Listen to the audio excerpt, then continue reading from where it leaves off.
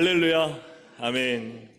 교회 오시면은 가장 먼저 기도하실 때 예배를 위해 또 자신을 위해 기도하시면서 이 이름을 위해 항상 기도해 주시기 바랍니다. 오늘 요한복음 15장 1절부터 14절의 본문으로 열매 맺는 제자, 열매 맺는 비결이라는 제목으로 하나님의 말씀을 증거하고자 합니다. 사실 이 본문을 정하고 또 이 본문을 정해야 되겠다. 사실 모르는 본문은 아닙니다. 너무나 잘 아는 본문이지만 이 본문을 전할 때 굉장히 이 말씀이요, 참 쉽지 않은 말씀입니다. 너무 중요하지만 간과하고 있는 부분들도 있고요. 또 이 말씀이 적용될 때 참 우리가 어렵게 여겨지는 말씀이기도 합니다.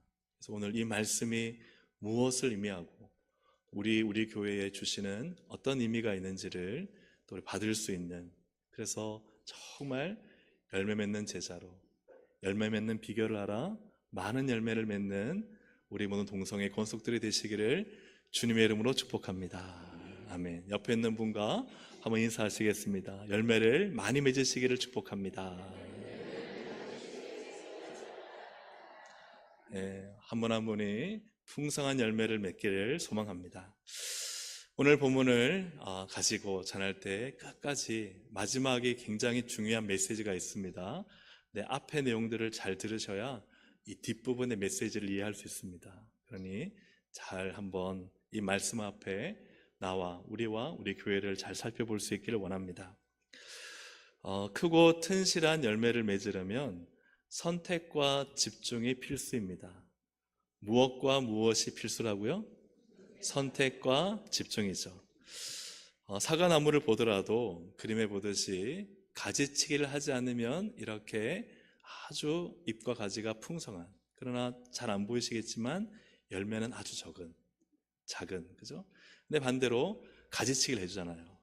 가지치기를 해주면은 그냥 듬성해 보이지만 열매를 보면요 아주 튼실하고 단 열매가 맺힙니다. 왜 그런가?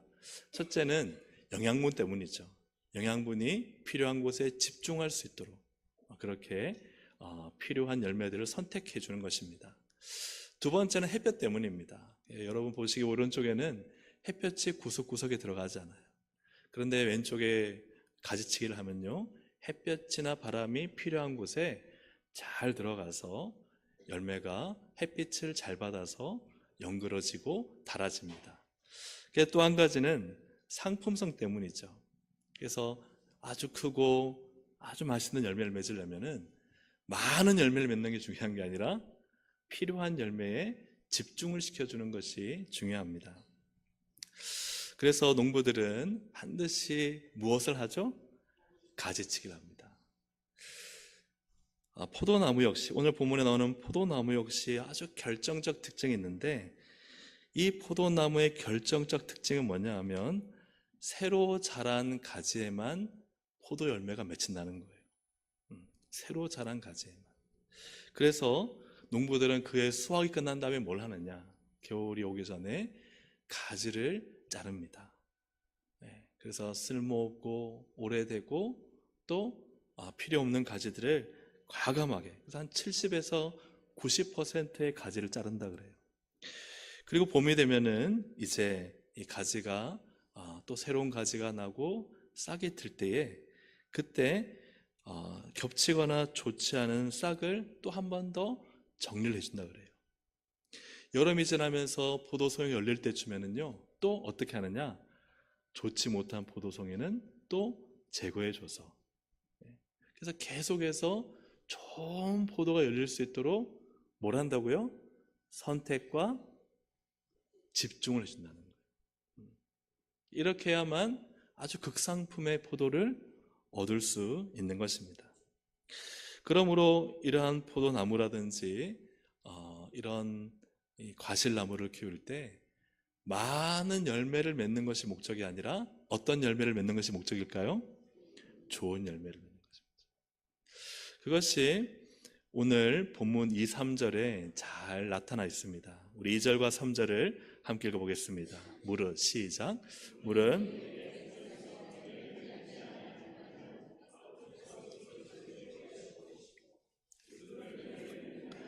더 열매를 맺게 하려 하여 그것을 깨끗하게 하시느니라. 너희는 내가 일러준 말로 이미 깨끗하여 졌으니. 아멘. 깨끗하다라는 단어가 헬라어로 카다이로인데요. 이것은요, 농부가 나무의 불필요한 부분을 쳐서 가지치게 하는 것을 말합니다.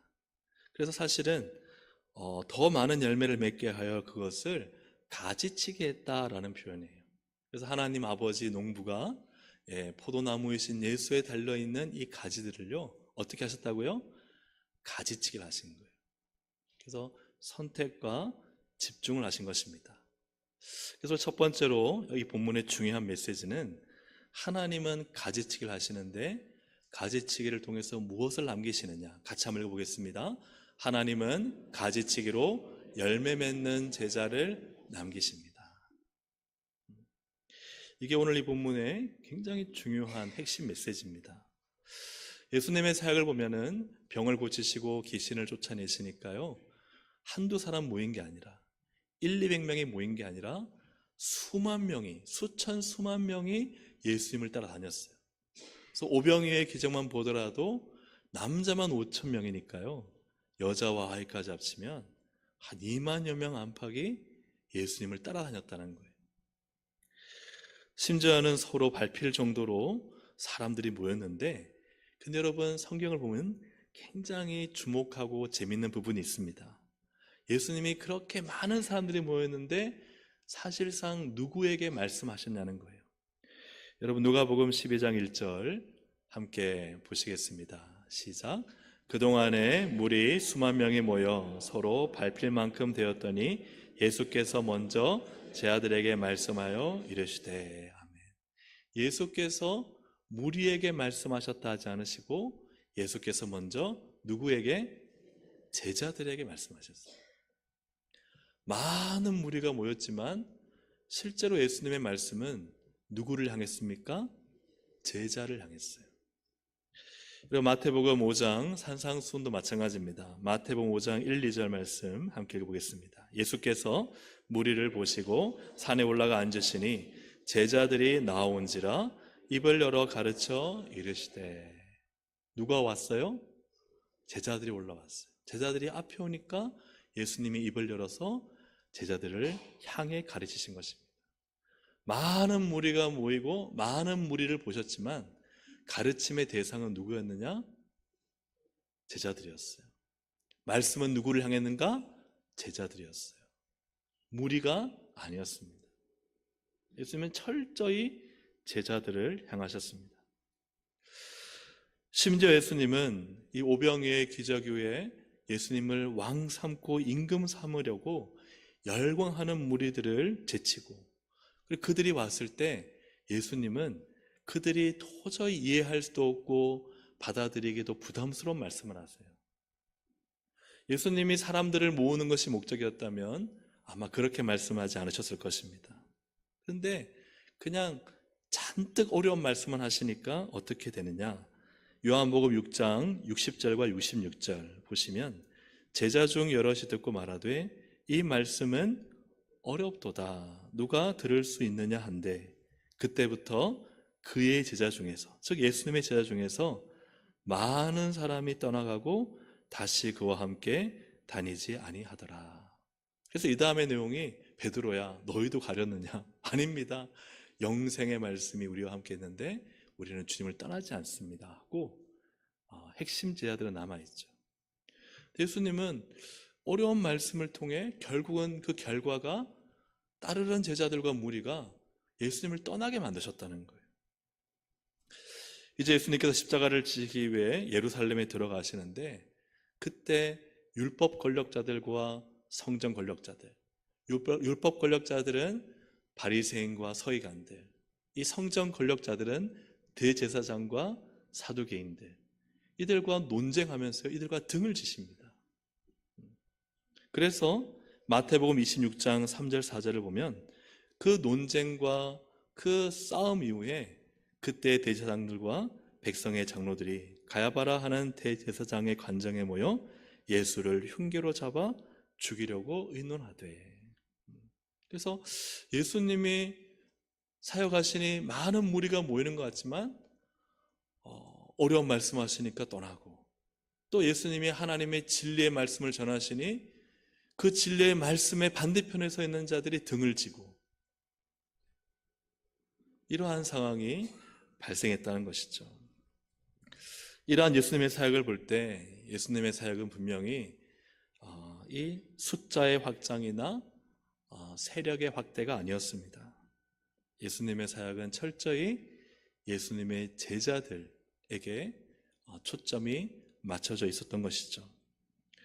수만 명이 떠나간 그 자리에 남은 이들은 11명의 제자들이었습니다. 오늘 이 본문의 포도나무 비유를 우리가 이제 보려고 하는데요. 중요한 것은 이 말씀을 언제 하셨냐는 거예요. 그리고 누구에게 하셨냐는 거예요. 이런 포도나무 비유, 오늘 요한복음 15장은 언제 하신 말씀 같으세요? 성경을 보면은 십자가에 달리시기 전날 밤에 하신 거예요. 예루살렘 입성하시고 11 제자들과 6월절 만찬을 하신 다음에 이 다락방 광화를 하시고, 그리고 나서 예수님이 자 일어나 가자 하고 겟세마네 기도하러 가시는 중에 아마 가는 길에 이 예루살렘 주변에는 감람나무와 포도나무를 재배했습니다. 이 포도나무를 아마 보시면서 예수님은 이 포도나무 비유를 하셨던 것 같아요.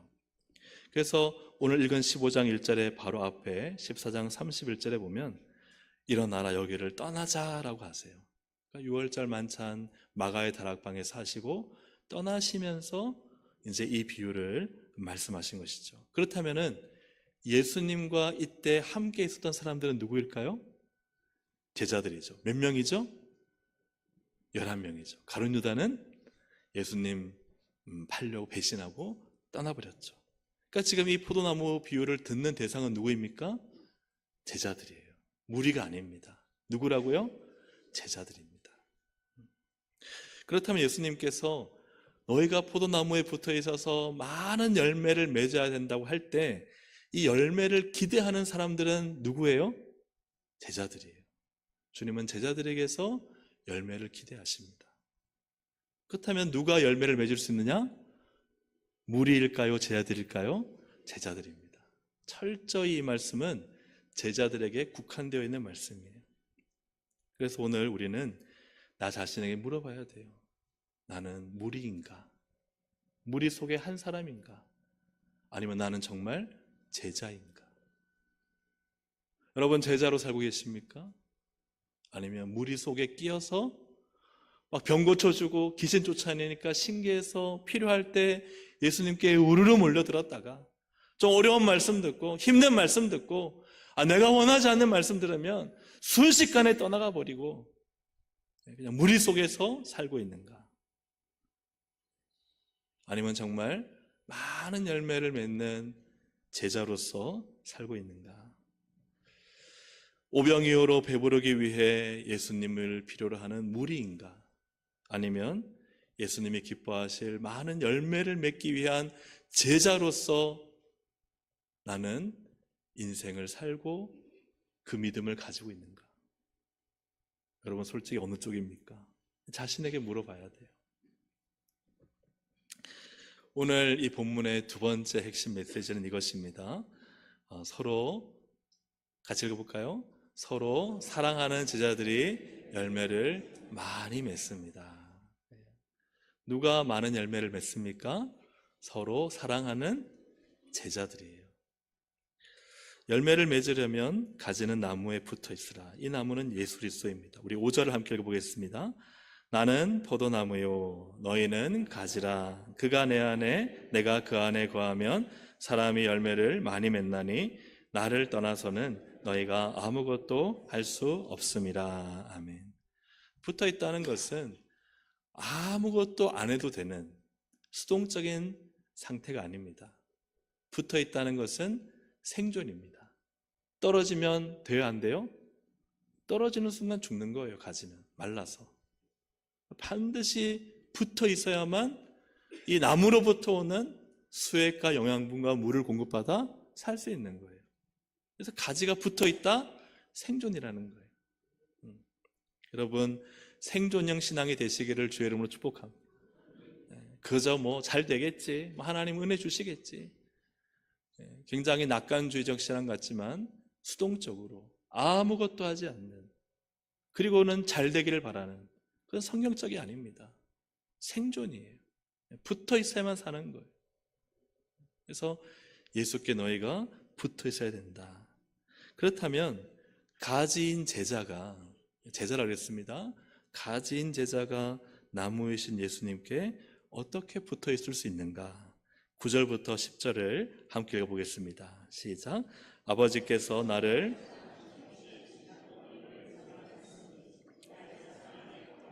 내가 아버지의 계명을 지켜 그의 사랑 안에 거하는 것 같이 너희도 내 계명을 지키면 내 사랑 안에 거하리라. 아멘. 첫째는 예수님이 우리를 사랑하시니까 그게 은혜죠. 그 은혜로 살고 있습니다. 그런데 또 하나는 너희가 내게 붙어 있으라는 거예요. 그게 뭐냐? 나의 사랑 안에 거하라는 거예요. 그럼 나의 사랑 안에 거하는 것은 무엇이냐? 내 계명을 지키면 내 사랑 안에 거하리라. 뭘 해야 사랑 안에 거한다고요? 계명을 지켜야 돼요. 예수님이 우리를 붙들고 계십니다. 그러나 우리의 신앙은요, 생존형으로서 주님께 붙어 있어야 되는데 그 방법이 뭐냐? 계명을 지키는 거예요. 뭘 지키는 거라고요? 계명을 지켜야 돼요. 그렇다면 그 계명을 지키는 게 뭘까?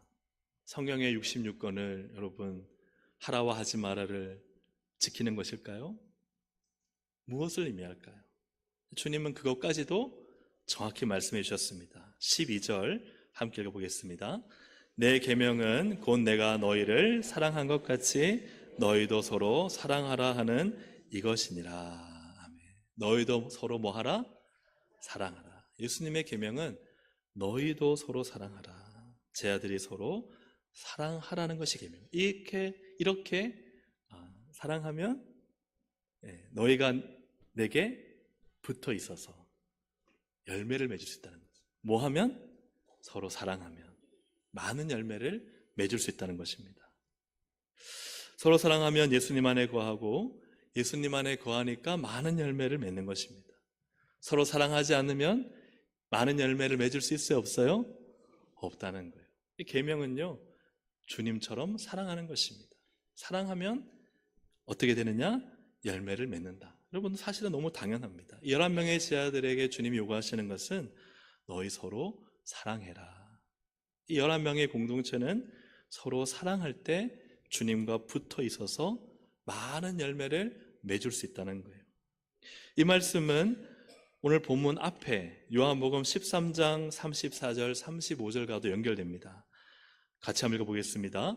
새 계명을 너에게 주노니 서로 사랑하라. 내가 너희를 사랑한 것 같이 너희도 서로 사랑하라. 너희가 서로 사랑하면 이로써 모든 사람이 너희가 내 제자인 줄 알리라. 아멘. 제자됨이 무엇인가? 성경 공부를 많이 하고 무슨 양육 과정을 1, 2, 3단계를 거치는 게 제자가 되는 게 아니라는 거예요. 제자는 뭐냐? 서로 사랑하라. 여러분, 서로 사랑하시면 제자예요. 내 제자인 줄 알리라. 사랑하지 않으면 제자가 아니라는 거예요. 오늘 우리 자신에게 두 번째로 질문해야 될 것은 여러분이 예수님께 붙어 있는가? 예수님 안에 거하고 있는가 하는 것입니다. 저는요, 교회 나와서 예배드리고 말씀 읽고 주님 안에 거하죠. 근데 오늘 본문은요, 너희가 서로 사랑하면 내 안에 거한다고 하세요. 서로 뭐 하면? 사랑하면. 그러면 많은 열매를 맺습니다. 여러분, 이거 너무나 당연합니다. 가족이요, 서로 사랑하면요, 어떤 일이 생길까요? 서로 신뢰하고 믿어주고 격려하고 지지하면요, 어떤 난관과 어려움도 견뎌내고 이겨낼 수 있습니다. 교회가 서로 사랑하면 어떤 일이 생기겠습니까? 하는 일마다 잘 되고 힘을 내고 힘을 모으고 어마어마한 큰일을 할 수 있죠. 물질 때문에 하는 거 아닙니다. 자원과 재능 때문에 하는 거 아닙니다. 사실은요, 사랑하면 무엇이든지 할 수 있어요. 그렇습니까? 그렇지 않습니까? 그렇죠. 네, 사랑하니까. 부모가 자녀를 사랑하니까요, 자식을 위해 무엇이든지 초인적인 능력으로 할 수 있는 거예요. 그래서 예수님은 제 아들을 볼 때 너희가 서로 사랑하면 너희가 당연히 내 안에 거하며 많은 열매를 맺을 것이다. 그리고 사람들이 그 열매를 보고 내 제자인 줄 알 것이다. 이렇게 말씀하고 있습니다. 그래서 오늘 본문의 8절에 보면 같이 한번 읽어보겠습니다. 너희가 열매를 많이 맺으면 내 아버지께서 영광을 받으실 것이요 너희는 내 제자가 되리라. 아멘. 결국은 서로 사랑해야 제자라는 거예요. 모든 논리의 기결은 너희가 서로 사랑하지 당연히 많은 열매가 나와. 그러면 너희는 제자야. 오늘 본문의 주님 말씀이십니다. 근데 사실 여러분, 이 제자로 살기 원하십니까? 예. 근데 아멘이요, 기쁜 아멘보다는 왠지 굉장히 많은 고민과 근심이 섞여 있는 아멘 같아요. 왜 그렇습니까? 서로 사랑하라는 말씀은 알겠는데 사랑할 힘이 없는 거예요.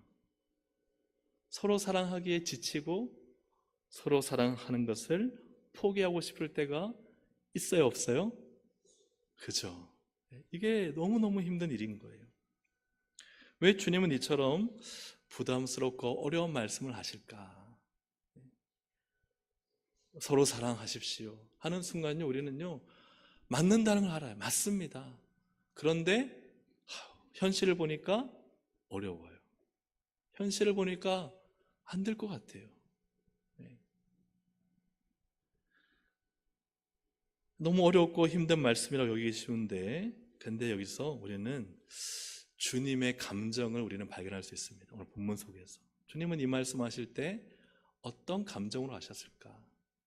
어렵고 힘들고 부담스러운 일을 제 아들에게 맡기시는 걸까? 주님은 어떤 마음, 어떤 감정이셨을까? 그것이 오늘 본문에 나타나 있어요. 이것이 저는 오늘 1절부터 14절의 내용에서 저는 개인적으로 성경을 해석하고 설교를 하면서 가장 중요한 메시지라는 생각을 합니다. 그것은 바로 11절입니다. 11절 말씀을 함께 읽어보겠습니다. 시작. 내가 이것을 너에게 이름은 내 기쁨이 너희 안에 있어 너희 기쁨을 충만하게 하려 함이라. 주님은 지금 어떤 마음, 어떤 감정이세요? 기뻐하고 계세요. 내 기쁨이, 나는 너무 기뻐. 그래서 이 기쁨이 너희 안에 있어야 돼. 서로 사랑하는 건 누가 할 수 있어요? 기뻐야 할 수 있어요. 아멘입니까? 억지로 돼요? 안 돼요. 주님의 그 기쁨이 내 안에 들어올 때, 그때 우리는 서로 사랑할 수가 있는 것이죠. 그래서 마지막 세 번째 또 결론이자 핵심 주제는 이것입니다. 같이 읽어보겠습니다. 시작. 사랑하면 기쁘고 기뻐서 서로 사랑합니다. 여러분, 사랑은요, 기뻐요. 그래야 안 그래요? 사랑하는데 막 괴롭고 막 땅을 치고 막 후회하는 분 계세요? 그런 분 없어요. 사랑하면요, 기뻐요. 언제 볼까? 뭘 주고 싶지? 반갑고 빨리 만나고 싶고. 무엇 때문에 그렇죠? 사랑하니까. 그 마음속에 기쁨이 나타나는 거예요. 또 마음이 기쁘면 뭐래요? 사랑해요. 그 사람 만나는 게 너무 기뻐. 만나서 교제하면서 서로 사랑하게 되죠. 여러분, 사랑은 무거운 짐이 아닙니다. 네, 같이 한번 저를 따라해 보시기 바랍니다. 사랑은 무거운 짐이 아닙니다. 그래서 이 말씀의 핵심이 뭐냐? 예수님이요, 친구라고 하신다는 거예요. 12절부터 14절 함께 읽어보겠습니다. 내 계명은 곧 내가 너희를 사랑한 것 같이 너희도 서로 사랑하라 하는 이것이니라. 사람이 친구를 위하여 자기 목숨을 버리면 이보다 더 큰 사랑이 없나니 너희는 내가 명하는 대로 행하면 곧 나의 친구라. 왜 목숨을 버려요? 의무감으로? 억지로? 시키니까 아니라는 거예요. 친구를 위해, 너무 사랑하는 친구를 위해 죽을 수 있는 이 사랑, 이것이 있기 때문에 기쁜 거예요. 예수님께서 왜 우리를 위해 십자가를 지었습니까? 억지로? 예언했으니까? 의무감으로? 주님은 그게 오늘 본문에서 아니라고 하세요. 친구를 위하여 자기 목숨을 버리는 것. 그래서 내가 기쁘기 때문이야. 주님은 우리를 구원하시는 것을 기뻐하시는 줄로 믿습니다. 기뻐하신 거예요.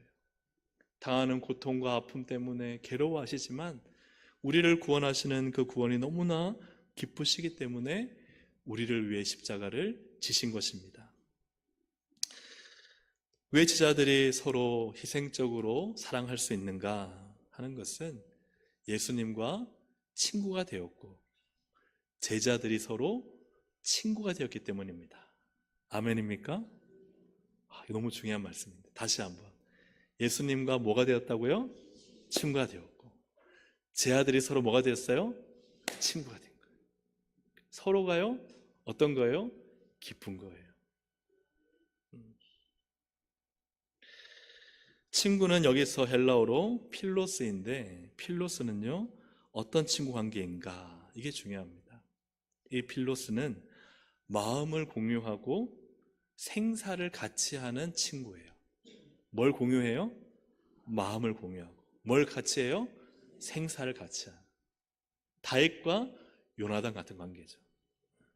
이런 관계가요 깊은 관계예요. 만나면 기쁘고 서로 사랑하고. 근데 헬라어에는 친구라는 단어가 여러 가지가 있지만 그 중에 한 가지 헤타이로스는 친구예요. 이것도 친구인데 어떤 친구냐? 목적을 위한 친구. 사업을 한다든지 또 공동의 목표를 가지고 그것을 함께 이루는 친구 관계, 이익 관계죠. 이런 헤타이로스가 있어요. 또 이 친구라는 단어에는 플레시온이라는 친구가 있는데 이것은 그냥 가까이 있는 이웃, 가까이 있는 이웃. 그래서 선한 사마리안 비유에서 내 이웃이 누구냐, 내 친구가 누구냐, 너 가까이에 누가 있느냐, 이런 의미예요.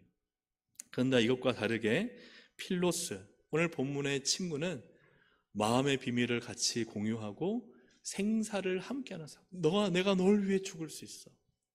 너는 나를 기쁘게 해. 나도 너를 기쁘게 하고 싶어.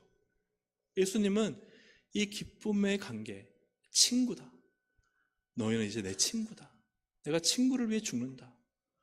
예수님은요 무리를 위해 죽으신 게 아닙니다. 불특정 다수를 위해 죽으신 것이 아닙니다.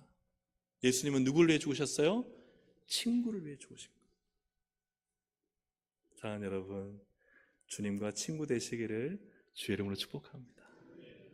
교회 다니면서 예수님이 그냥 내 목적을 위한 헤타이로스, 내가 이거 이루어야 되는데 좀 예수님 도와주세요, 헤타이로스. 또 플레시온, 그냥 가까이 있는 것 같아, 이웃인 것 같아, 떠나진 않으시는 것 같아. 그런 관계가 아니라 정말 예수님과 함께 마음을 공유하고 인생을 공유하고 주님 위해 죽을 수 있고 그 주님의 은혜를 생각할 때 기뻐하고 그 기쁨으로 충만한 관계가 되시기를 주의 이름으로 축복합니다. 그래서 예수님의 공생의 이 3년 사역은 어떤 사역이었느냐? 필로스 만들기 사역, 친구 만들기 사역. 어떤 사역이요?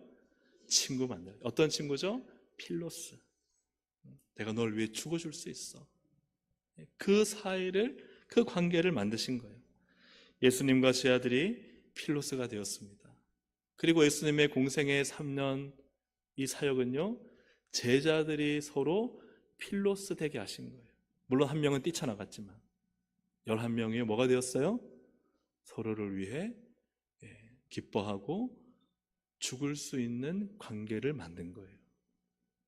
예수님의 사역은 철저히 무리들이 아니라 제자들에게 집중되어 있었습니다.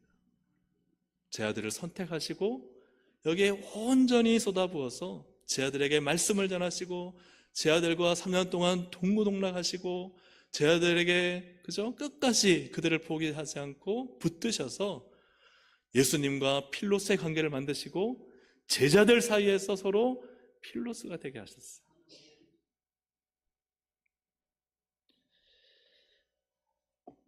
우리가 예수님의 제자 되는 것은 무엇입니까? 예수님과 필로스 되는 거예요. 예수님의 친구가 되는 것인 줄로 믿습니다.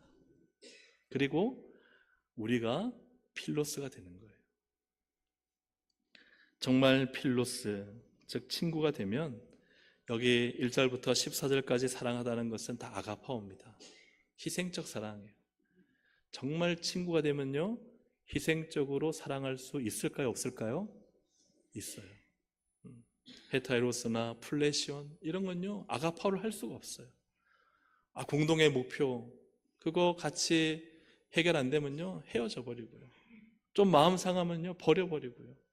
좀 가까이 있는데 이 사람 별로 필요 없네? 그러면요, 발로 차버리고요. 필로스가 될 수 없어요. 여기 서로 사랑할 수 있을까요? 못합니다. 서로 사랑하는 관계는 필로스의 관계에서만 가능합니다. 너희가 친구해야 된다. 만나면 기쁘고, 만나면 즐겁고, 그래야 서로 사랑할 수 있지. 만났는데 저 인간 저거, 그러면 사랑할 수 있어요? 없어요? 없어요. 사랑하는 여러분, 주님은 우리를 사랑하셔서 그 죽음도 기뻐하셨습니다. 기뻐하신 이유는 예수님의 제자들을 필로스, 너희들은 내 친구다. 그럴 때 이 자신의 죽음도 기쁨으로 받아들이실 수 있으셨던 거예요.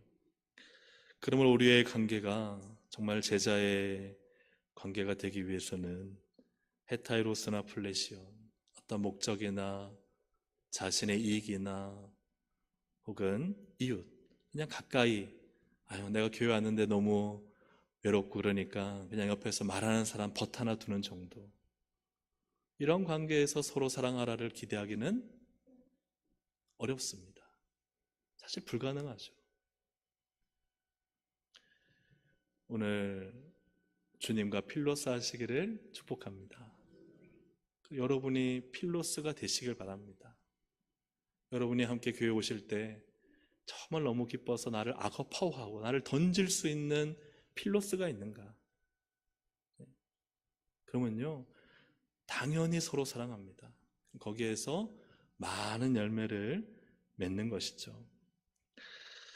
주님은 어떤 제자들을 원하셨느냐? 말씀의 결론인데요, 열매 맺는 제자들을 원하셨습니다. 그럼 어떤 제자들이 열매를 많이 맺느냐? 그 열매 맺는 비결이 무엇이냐? 서로 사랑하는 거예요. 근데 서로 사랑하는 것은 누가 할 수 있느냐? 필로스, 서로 기뻐하는 관계예요. 내 기쁨이, 내가 너희를 위해 죽는데 난 너무 기쁘다, 이런 관계가 돼야 돼요. 집사님, 내가 집사님이 이렇게 희생할게, 너무 기뻐. 성도님, 내가 이거 성도님 위해서 내가 이거 줄 수 있어, 다시 안 돌려줘도 돼, 너무 기뻐. 이 관계 속에서 서로 사랑하라가 되는 거예요. 그렇지 않은 서로 사랑 하나는 억지가 되고 율법이 되고 의무가 되고 이루어질 수도 없습니다. 중요한 것은 무엇입니까? 우리의 신앙이, 우리의 교회가 열매 맺으려면요, 어떻게 해야 되느냐? 필로스의 관계를 맺는 것입니다. 형식적이고 그냥 늘 해왔던 세상적인 관계가 아니라 주님과 제자들이 맺으신, 제자와 제자들끼리 맺어진 필로스, 그 필로스의 관계를 맺을 때 열매를 맺는 것이죠. 우리 사랑하는 성도님들이 거한 봉사의 자리, 그 기관이 필로스 한다면 거기에는 엄청난 열매가 맺어질 것입니다. 서로가 기뻐한다면. 사랑하는 여러분, 저도 여러분을 기뻐하고 여러분들도 저를 기뻐하시기를 주의 이름으로 축복합니다. 아멘 안 하신 분도 집에 가서 아멘 하시기를 주의 이름으로 축복합니다. 그래야 많은 열매를 맺을 수 있는 거예요. 여러분의 부서와 기관 안에서 서로 필로스가 되시길 바랍니다. 그래야 많은 열매를 맺을 수 있습니다. 주님, 우리 교회에 무엇을 원하실까요? 많은 무리 숫자가 모인 것이 아니라 진짜 필로스가 있느냐? 그 관계를 주님은 원하실 것입니다. 거기에 많은 열매가 맺어집니다. 그런 우리 동성교회 더욱 되기를 주님의 이름으로 축복합니다. 아멘. 우리 시간 함께 지어져 가네라는 찬양을 드릴 텐데요. 좀 처음 부르는 찬양일 수도 있지만 어렵지는 않습니다. 좀 아시는 분은 좀 크게 불러주시면서 이 가사가 너무 좋아서 제가 좀 함께 부르면 좋겠다 그런 마음이 들었습니다. 함께 우리 찬양 드리고 기도하도록 하겠습니다.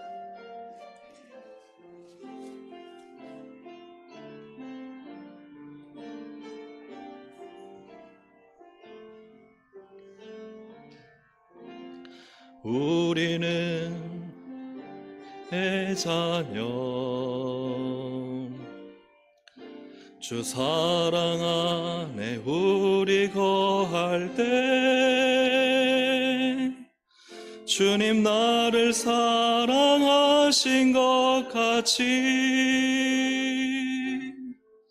우리도 서로 사랑할 수 있네. 우리는 주의 몸된 교회, 우리는 주의 몸된 교회,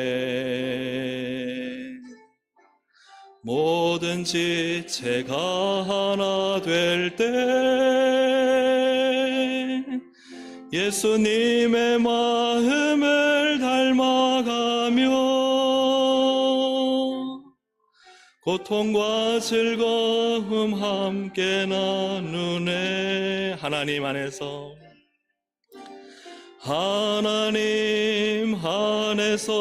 우리 서로 이어져 주가 거하실 성전이 되네. 모퉁이 돌 대신 예수와 하나 되게 하신 성령 안에 함께 지어져 가네.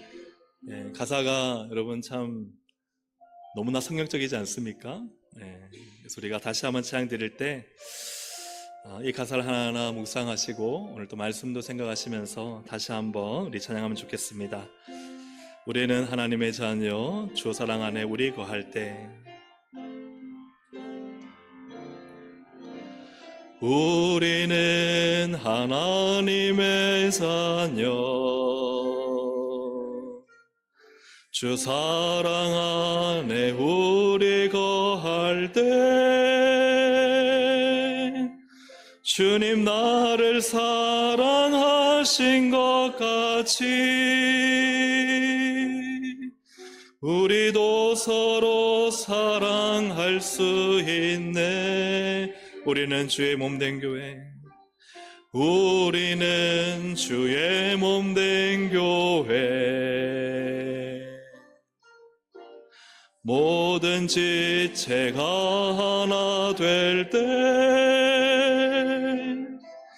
예수님의 마음을 닮아가며 고통과 즐거움 함께 나누네. 하나님 안에서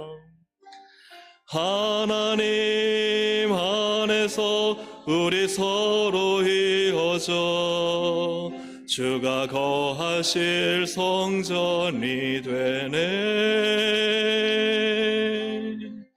모퉁이 돌 대신 예수와 하나 되게 하신 성령 안에 함께 지어져 가. 하나님 안에서 우리 서로 이어져 하나님 안에서 우리 서로 이어져 주가 거하실 성전이 되네. 모퉁이 돌 대신 예수와 하나 되게 하신 성령 안에 함께 지어져 가. 다시 한번 하나님 안에서 우리 하나님 안에서 우리 서로 이어져 주가 거하실 성전이 되네.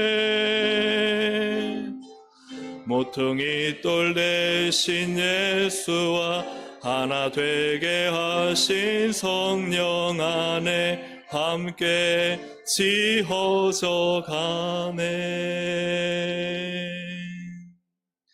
하나님 안에서 우리 서로 이어져 주가 거하실 성전이 되네. 모퉁이 돌 대신 예수와 하나 되게 하신 성령 안에 함께 지어져 가네. 오늘 말씀의 핵심은 기쁨가입니다. 기쁨가. 여러분, 주님과 기쁨 관계이십니까? 주님은 기뻐하셔서 친구를 위해 죽으신 거예요. 친구를 위해 기쁨으로 죽으신 거예요. 그리고 제 아들 향해서도 서로 처음 만나는 제 아들끼리 서로 사랑하라 하신 게 아니에요. 3년 동안 같이 다니고 같이 먹고 같이 지낸 제자들 11명이 진짜 친구가 되길 원하셨어요. 교회는 무엇입니까? 교회는요, 필로스가 친구가 되는 것이죠. 기뻐야 되는 거예요. 만나면 기뻐야 되고요, 더 주고 싶은 관계가 돼야 되고요, 내 마음을 공유하고 정말 생사까지 같이 할 수 있는, 그게 교회이죠. 그게 주님이, 그래야 이어지죠. 연결되죠. 성전이 되죠. 주님은 그런 교회를 원하시고 그를 제자라 하십니다. 그런 제자가 열매를 많이 맺습니다.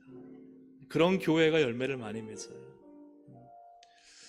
오늘 우리가 함께 기도하실 때 주님, 열매 맺는 제자 되기 원합니다.